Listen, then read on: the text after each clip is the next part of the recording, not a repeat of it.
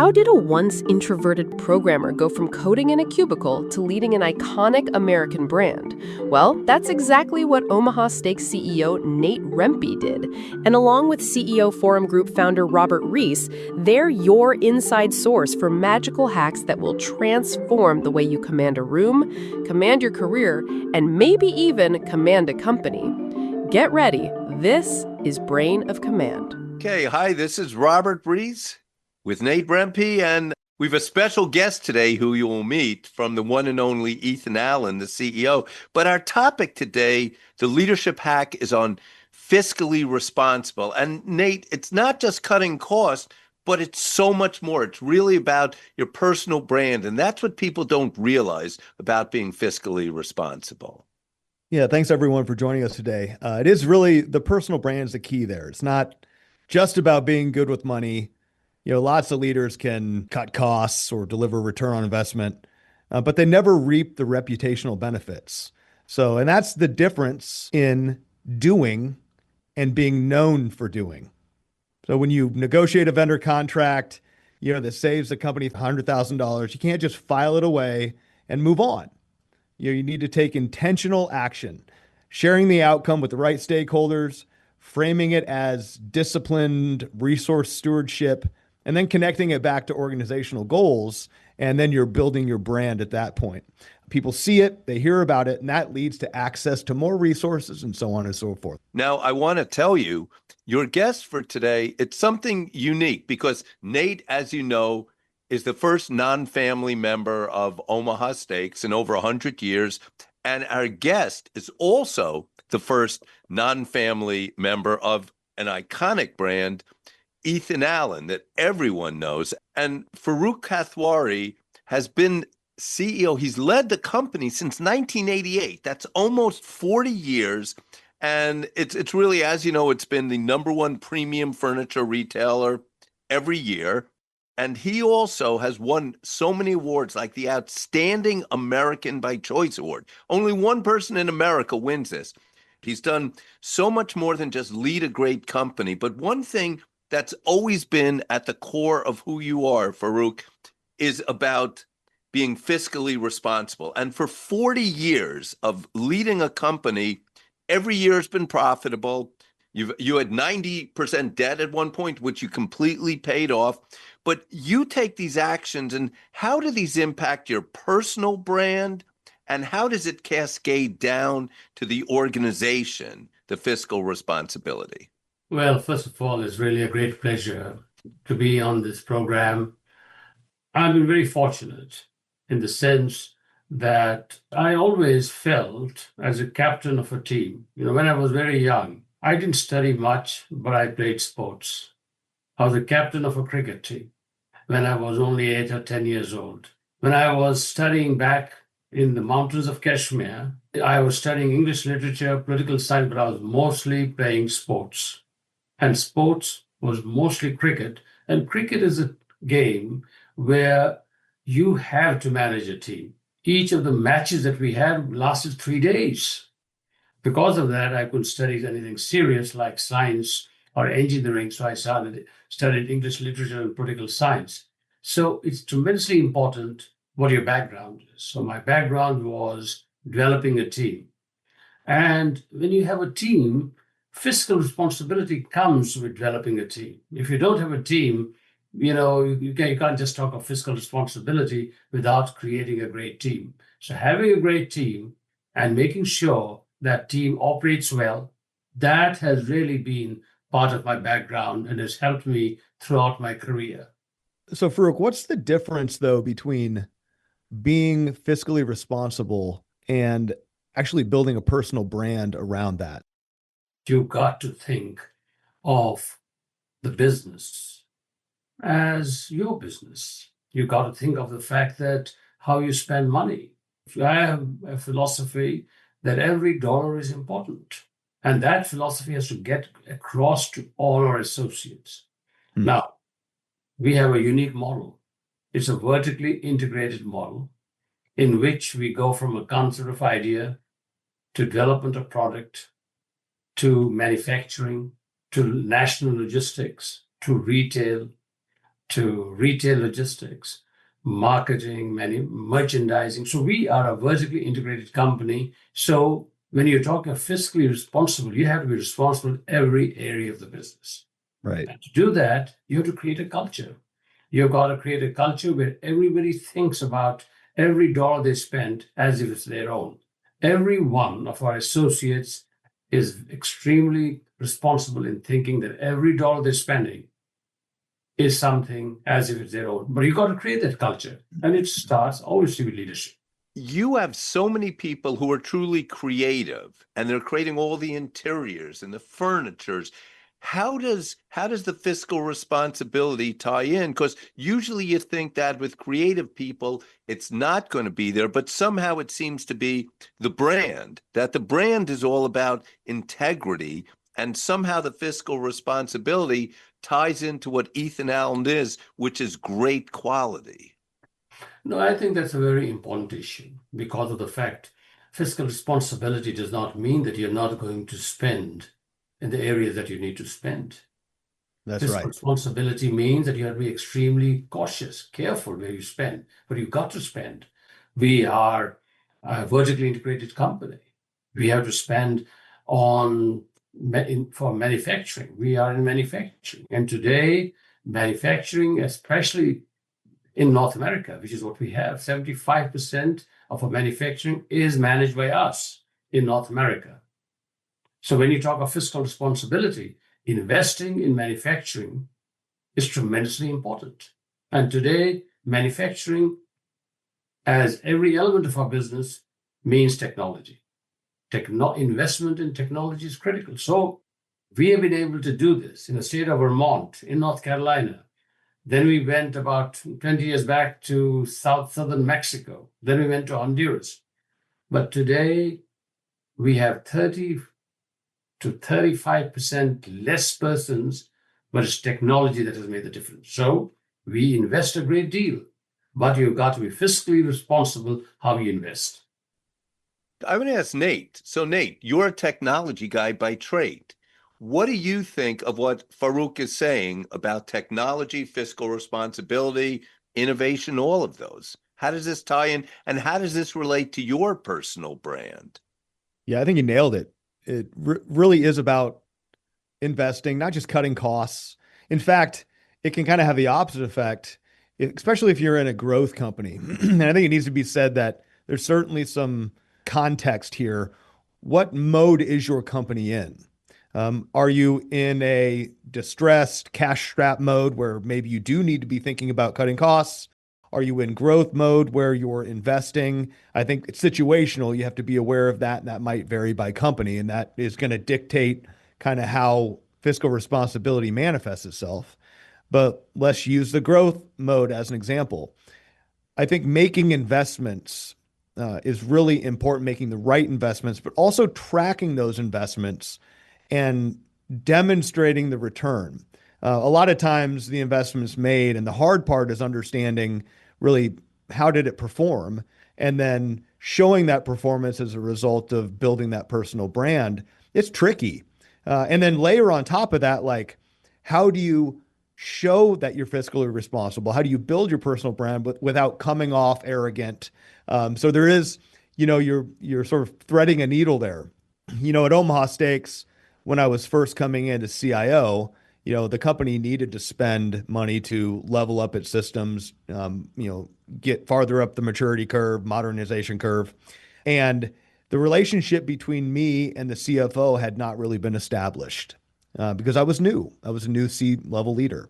And so it really is in that moment that it was really critical for me to establish myself in the CFO's mind as someone that was cognizant of my cost basis.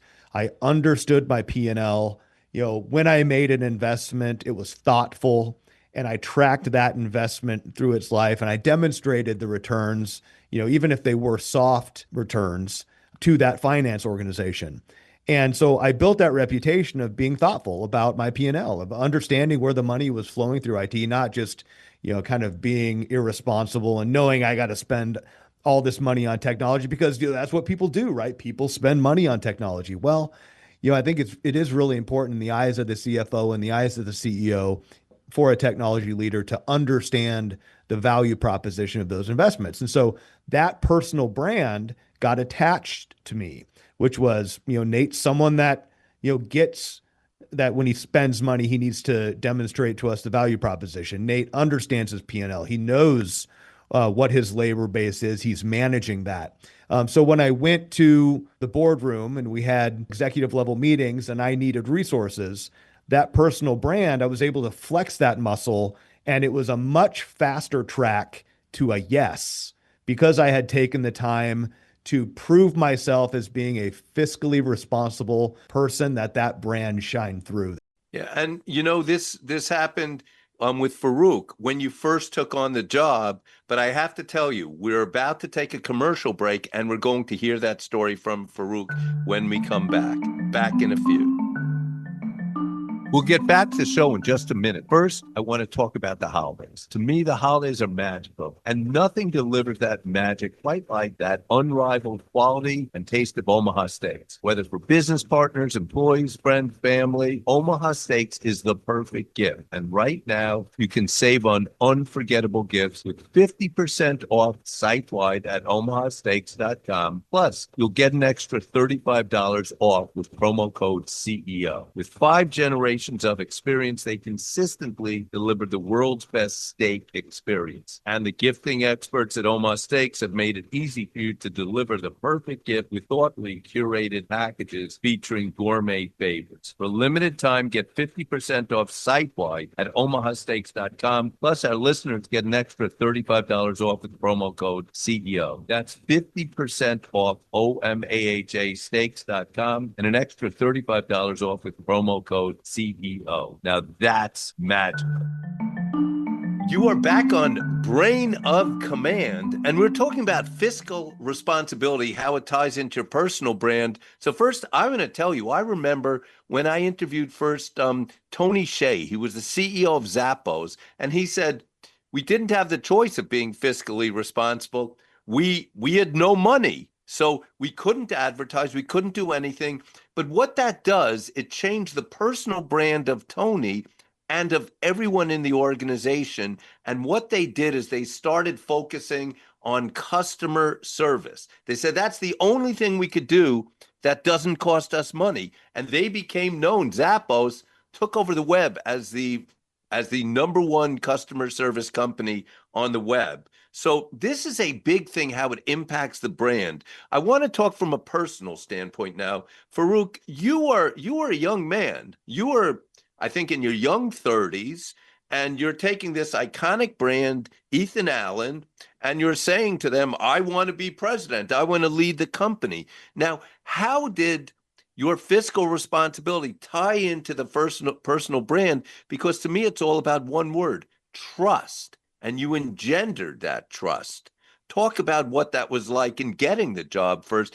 And this was back some over 40 years ago. Yes. Well, I was very fortunate that the fact I came with an entrepreneurial attitude. When I came to New York at age 20, I had never seen a calculator.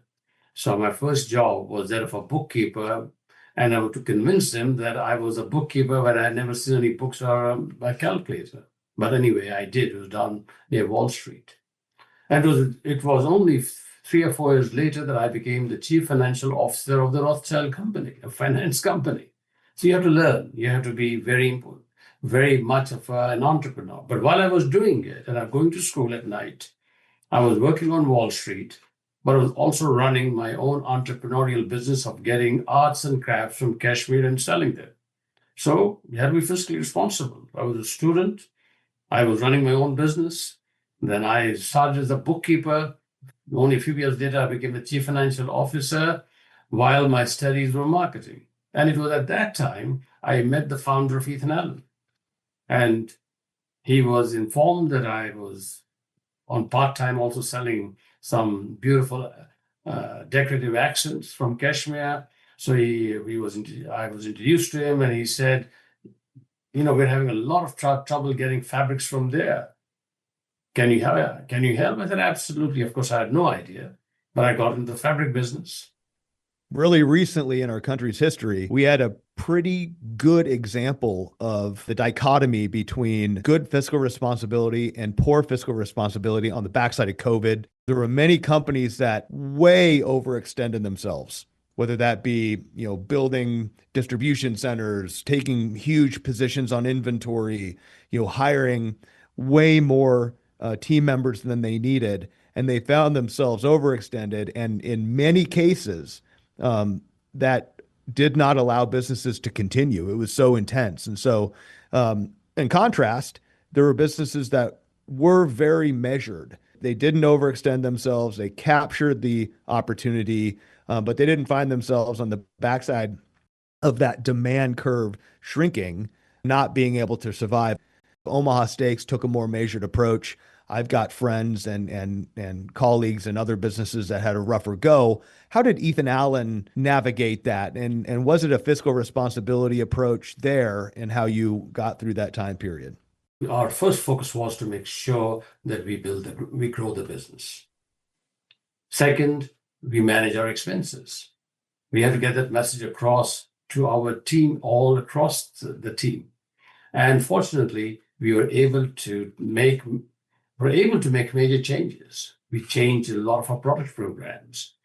We fine-tuned our manufacturing, but of course, we had to be extremely measured.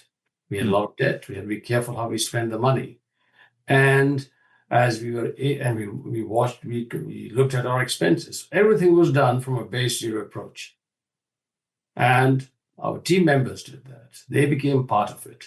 And you have to create a culture where people believe that, and then you got to reward them when things happen. So we rewarded our people when results were good. And the result was then in less than 5 years, we were able to pay off our debt and we became almost debt free. And for the last, I think, 30 plus years, we've had no debt.